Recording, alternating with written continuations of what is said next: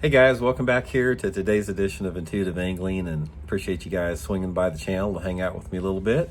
And last night, guys, I was watching a video of old school bass fishing with Dale Verts, and Dale's sort of like me. He loves to tell stories about bass fishing, and he was even talking about how, he liked it when I told stories on some of my videos, and everybody seems to like it a lot. So guys, I think what I'm going to do here is I'm going to start maybe sharing like one old time story every week with you guys from back in the day, because I got an unlimited supply of them after fishing around the country for 40 years. So I got one today that I'm going to share with you guys. We're going to start sort of this series, the old time story telling series off in today's episode here.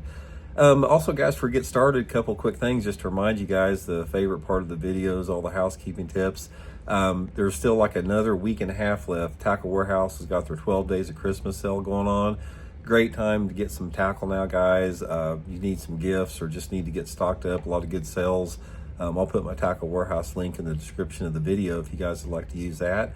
And also, guys, thank you very much for everybody who's taking time to subscribe here to the channel. I really appreciate all the subscribers and everybody likes the videos and shares them and comments on it. I really appreciate that.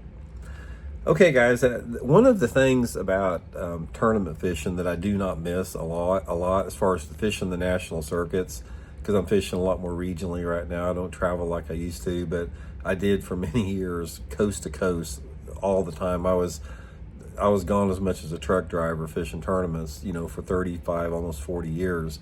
And you can imagine traveling around the country as much as I did, 30, 40, 50,000 miles a year pulling a bass boat, things that you run into. And I got an unlimited amount of stories. But today I want to tell you a story that happened when I was coming back from a tournament down at Lake Okeechobee in Florida. And this happened on my way back. Now, this particular tournament, I went down there with a buddy of mine that lived in Joplin, Missouri, where I was at too, just a good fishing buddy of mine.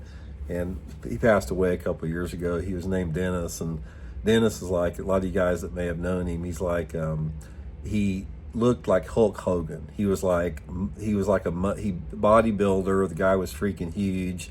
He had some crazy hair sticking out everywhere, a big Fu Manchu mustache. I mean, he looked like somebody that would have been, an MMA fighter or something like that. And Dennis loved to fish. I mean, we got along great, and he was sort of took it on. He was like sort of my guardian angel a little bit. It's like we go to these tournaments, and Dennis had a bad temper. I mean, a real bad temper, and he was big, and he'd been in 1,000 fights before, and he had a radar for anything. So he was sort of like my bodyguard, even though I didn't need one. He just sort of took it on himself that if anybody looked at me wrong, Dennis would be right there on top of him, and all he'd have to do is look at him one time and they'd run the other direction. He was a very intimidating dude, but had a heart of gold, that type of thing. Just loved the guy to death. But anyway, he went down there to practice with me down at Lake Okeechobee in a tournament down there. And, we were coming back from that particular tournament, and we made it back to Memphis, Tennessee, and we were going to try to get a room to stay in Memphis overnight before we drove back into Joplin. So this was back in the late 1980s, probably, I don't know, mid to late 1980s, 87, 88, something like that. And this was back before GPS. It was back before cell phones. The only thing we had was like one of those gazetteers that you bought at Walmart, like a road map. And what we did is you put this road map on your lap while you were driving, or you got a piece of paper and you wrote down the turns and the exits you needed to take prior to your trip. So anyway, we got into Memphis, and we pulled off on the exit, and we were just going to try to find some place to stay. And it was probably about midnight, late. And I was pulling my boat. Dennis was riding with me. And anyway, we got driving down into Memphis there, and one thing led to another, and we took one wrong turn and another wrong turn, and all of a sudden, guys, we are like in the middle of the worst neighborhood you could ever want to be in Memphis. And Memphis is, I think it's one of the most, it may be number one, or no, it's in the top 2 or 3 of the most crime-ridden cities out there. But anyway, we took a wrong turn, and we got down into a bad part of town. So we're down, I'm trying to figure out how to get out of here. I'm looking for some type of sign, some type of road sign. You got to realize it's midnight, and there's nothing open, and we don't have any maps, so we're just trying to drive our way out of here. And anyway, I turn this one corner, and we're in the middle of town. You know, buildings everywhere. And I turn this corner, and when I turn this corner, there's this street party in this bad part of town, and there are hundreds of people in the street. I'm talking about they were in the street. They're on the sidewalks. They're in the street, and I make this turn, and I got nowhere to go except right towards them. And they are literally, you can't even see the road. There's hundreds of people in the middle of this in this road there. And anyway, as soon as I turned the corner, they saw us in the boat, and they came over and freaking hopped on everything. They jumped in my boat. There was 40 people in my boat.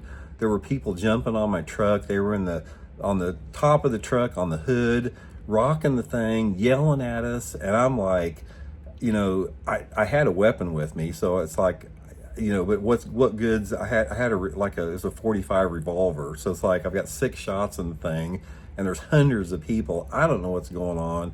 Dennis doesn't know what's going on. We got the windows rolled up, and we're going through this. You know, they're like beating on the car and yelling at us, and they're just like, it's out of control. And I'm like, you know, I didn't know if we were going to get out of here alive. It was that type of a thing.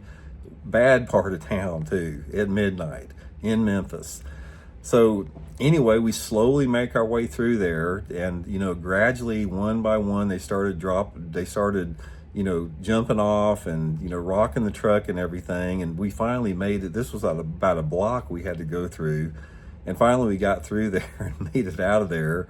It took us like an hour and a half to find our way out of there, but that was one thing I'll never forget in a million years. I wish I could have had my video camera at the time, because it'd have been one of those deals. It would have been a 20 million view, you know, Facebook, Instagram post if you could have seen that.